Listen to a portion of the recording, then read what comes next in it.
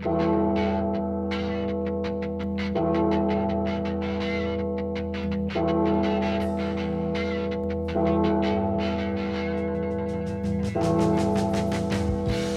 I'm John and this is my 1981 General Motors VC Holden Commodore.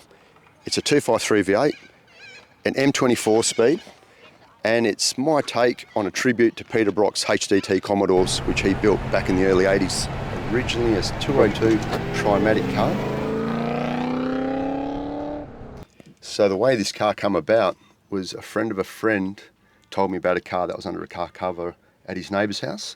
And he said the only information I had gotten was that it was white with a brown interior. And because I collect cars, I was interested in what he had to say. So we went and had a look at it, and it turned out to be a VC Commodore, and I was expecting it to be a VN for some reason. So the deal was made. I bought this car home. And then as we were looking through it, I realised that it had only done 76,000 kilometres at the time. So this was a bona fide, genuine... Yep. A one-owner car, which an older guy had. So then I decided that I'd just put a paint job on it. And when I was down there watching the race cars down at Albany, I had this idea that I was actually going to build a race car. So I was introduced to a guy by the name of John Purser. Then John Purser introduced me to his body guy. So he ended up making these moulds for me for this car. Excellent.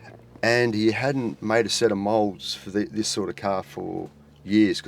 Then I decided after that would fit the kit. I went and bought a roll cage. So this car was basically going to be a bona fide race car. So I started out with a 330 stroker, a Muncie with a VL diff.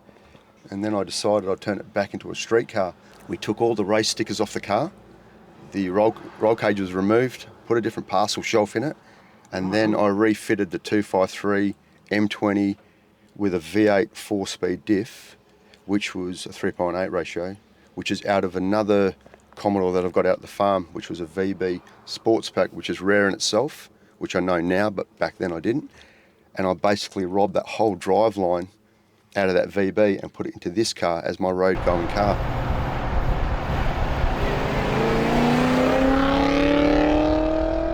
And then from there, we were kind of tweaking it. So the 253 was standard, but I removed that 253 and I put together a parts 253, 270 cam, a VK4 barrel manifold, a new generation Holly 500 CFM carby, regraphed electronic distributor, extractors with a twin 2.5 into 3-inch exhaust.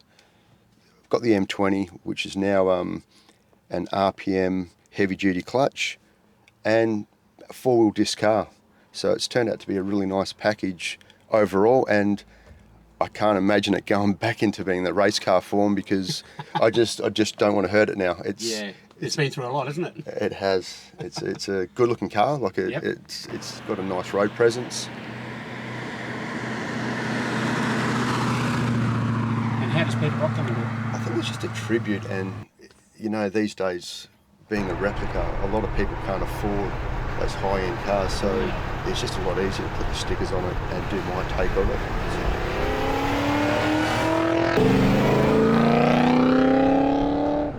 So at the end of the day, I'm getting the same looks and the same enjoyment as what original owner would get.